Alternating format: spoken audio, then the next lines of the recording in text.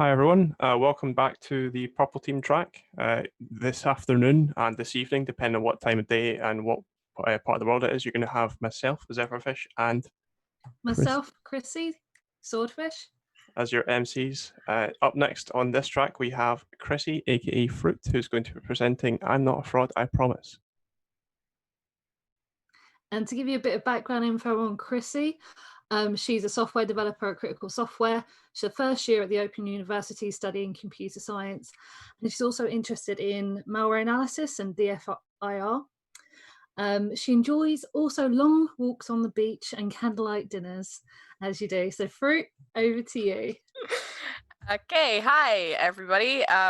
Thank you to everybody who's donated so far, and I don't have quite the same kind of encouragement as Ray did for his donations.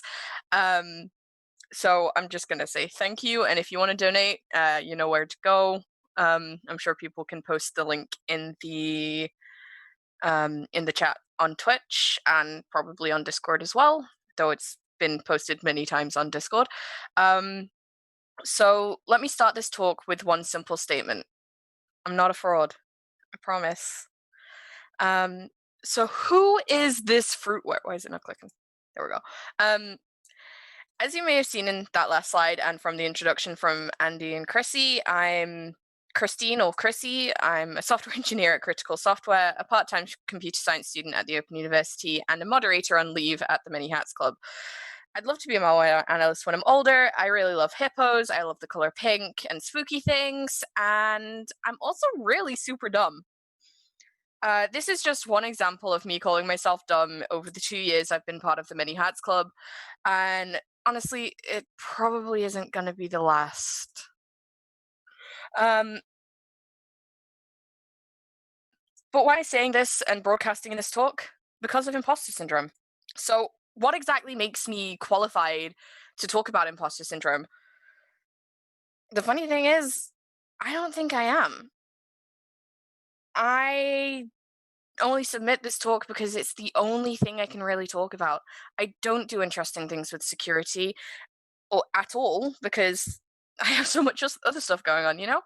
And I experience imposter syndrome every time I'm in TMHC or at conferences or when I'm at work or at meetups. I exist as an imposter. So I'll give you a bit of history. I left high school with 13 GCSEs, A star to C. I'm a nerd, but we all are, right? The backstory really starts here. I wasn't interested in doing well academically. I wanted to be a rock star, but not like a InfoSec rock star. I wanted to be a bona fide, warped tour, black leather all the time, tattoos and piercings rock star. My dad put a lot of pressure on me to achieve good grades, and even when I was 3 marks off an A in maths, a subject I hated and still hate, it just wasn't good enough. I should have been getting A's. I went to college and they pressured me to do A levels because my GCSEs were just so good. Their words, not mine. They didn't understand why I wanted to take a BTEC, of all things, and I was too embarrassed to say that my anxiety was sky high whenever I was in exams. All I wanted was to be able to submit my work, get my grade, and know where I stand, and rescue my overall grade if I needed to. Needless to say, I didn't really do that well with my A-levels, and I moved on to a full-time BTEC in IT. Unfortunately, my college didn't have the best IT department, and through a combination of low-quality teaching and bullying from the senior management of the college, when I finished that course, I swore off IT completely.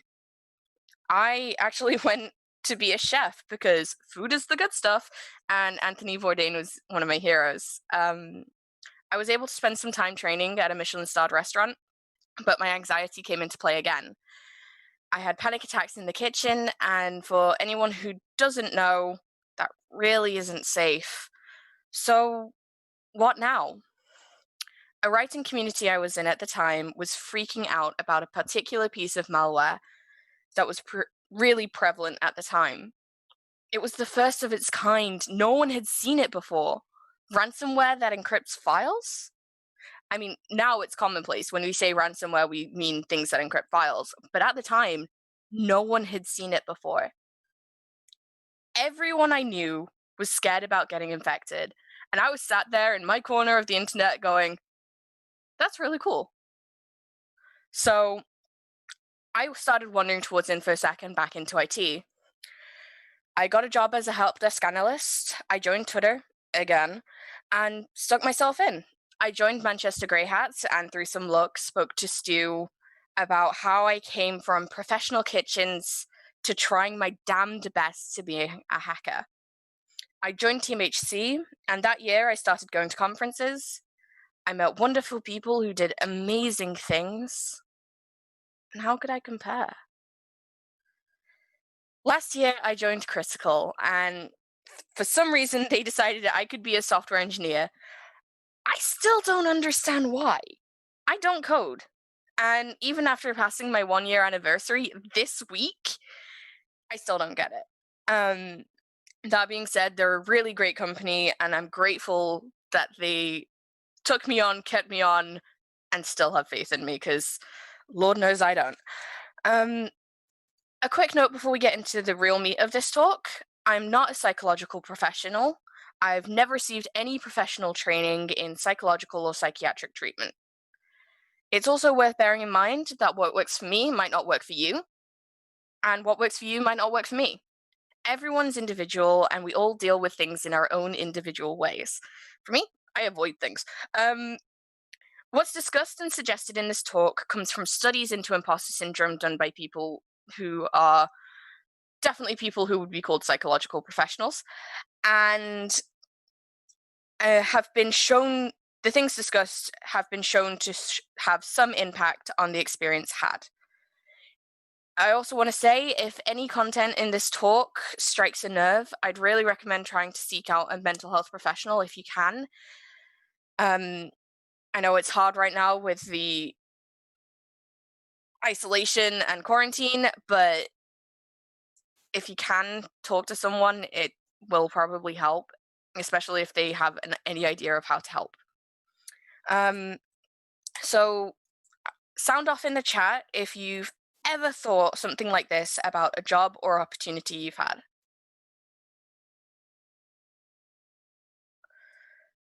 I just realized I can't see the chat. But anyway, yeah, me too. These statements are all part of one of the main studies into imposter syndrome and are considered common sentiments among people who experience it. But just what is imposter syndrome? Imposter syndrome is known by many names, including the imposter phenomenon, imposterism, fraud syndrome, or the imposter experience. It isn't recognized as a psychological disorder in DSM-5, but is instead characterized as an experience that features feelings of self-doubt and of being a fraud. This feeling often persists even with external evidence to the contrary.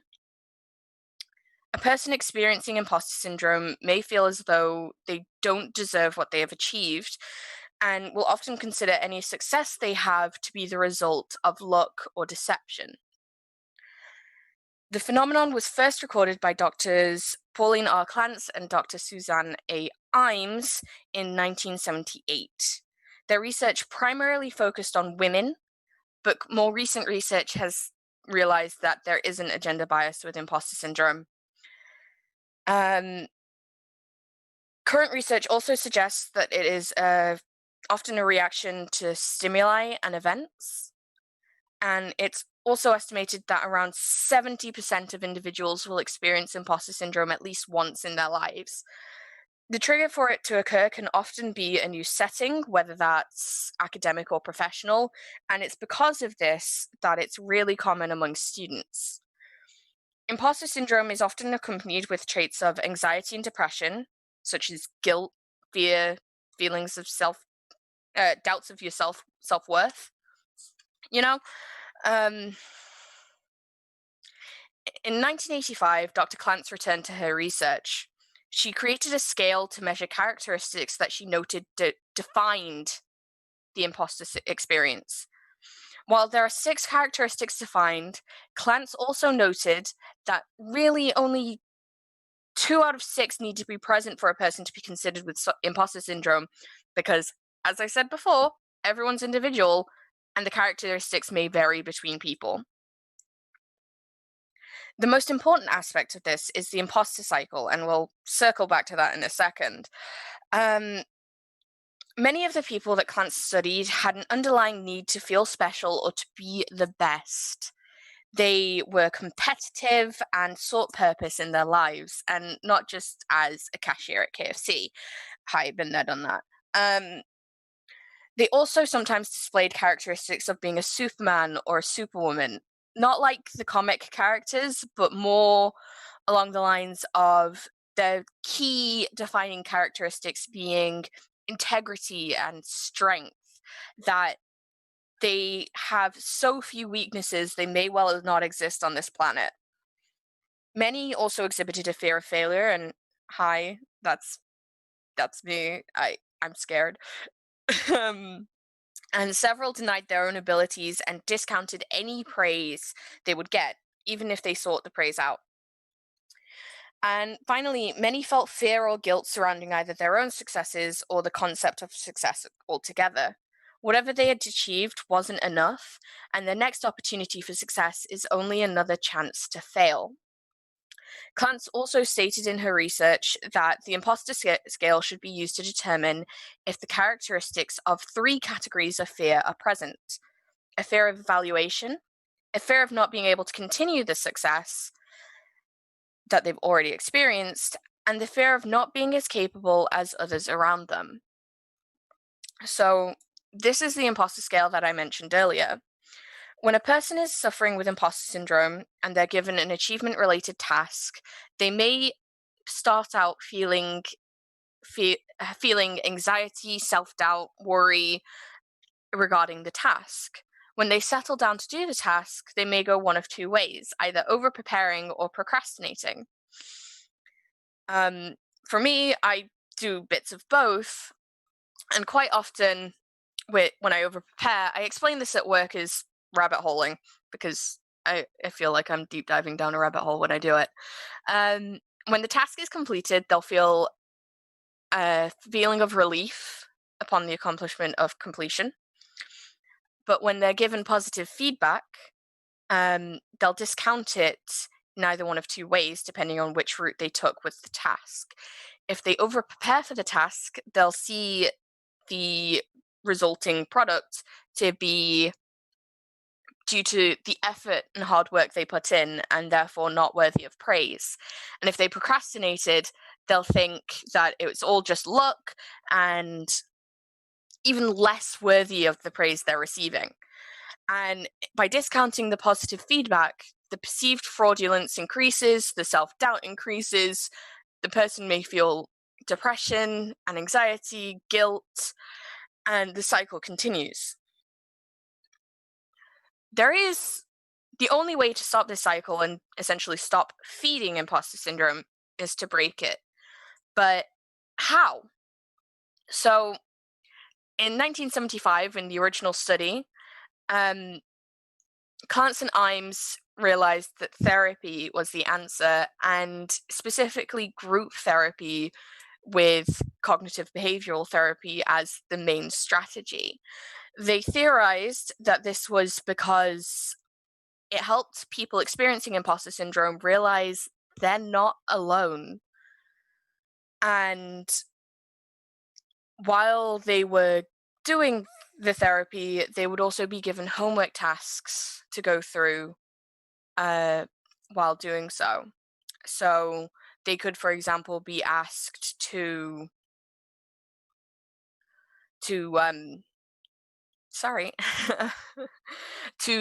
give a list of all of the people they felt they had defrauded in their past, or list all of the positive feedback they were given between sessions, and explain in the group the next session why they felt that was negative, what made them discount it, why they didn't believe it. And the ultimate goal of the group therapy was to essentially start challenging the negative thoughts that imposter syndrome was giving them and reframe them to positive ideas. So, for example, I will fail this exam becomes I'm going to study hard so I can pass this exam.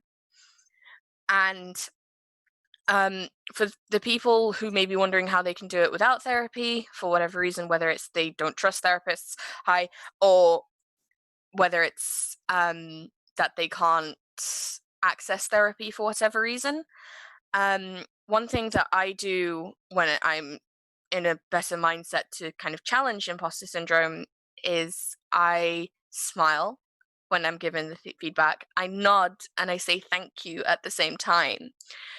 This kind of ties into a really basic social engineering thing that I heard about somewhere. It wasn't even within InfoSec Twitter or anything. I just heard it somewhere and it makes sense.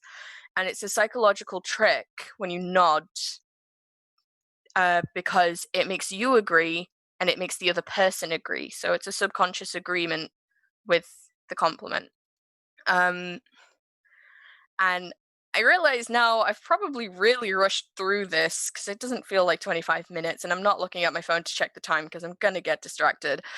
I just want to finish up with this quote from Maisie Williams during her TED Talk last year. So trust that you are good enough. If there's one thing that I've learned is that there truly is a place for everyone. And I also did compile a bit of further reading if anyone wants it. So it's links to the actual studies I looked at and Maisie Williams' talk because I think it's really good. And yeah, if there's any questions. Hi, Fruit. We just check the stream now to see if there is any questions. Just while people are kind of, I guess, gathering their thoughts to ask any, what would you say are like the top 3 things, bits of advice that you would give to someone who may be feeling like this at the moment? That's a good question, actually. Yeah, or even one. Let's start with one. Instead of dismissing a compliment, and this is something that I used to say to a friend with self-image issues, instead of dismissing a compliment, thank the person because it's coming from a good place even if you don't believe it. And like openly dismissing the compliments can be very rude, and yeah, it's just rude. And also I'd say ask yourself why you don't believe the feedback as well. What about it is telling you that they're lying or you don't deserve it? And I can't really think of a third. Would you say that maybe learning, would you say that body language is a big part of it as well, learning that, or maybe being able to decipher that correctly?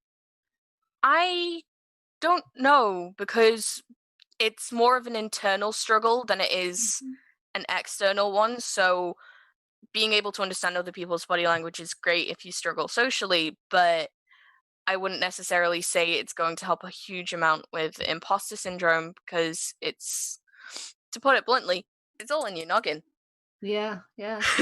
I have got a question here. It says, how do you accept praise when you do something that is expected of you? Exactly like I said, smile, nod, and say thank you. If you're looking to go beyond the expected, ask if there's anything that you could work on to improve for next time. The person might not be able to think of anything on the spot, but it's a good question to ask. I usually ask it at interviews when I've not gotten the job.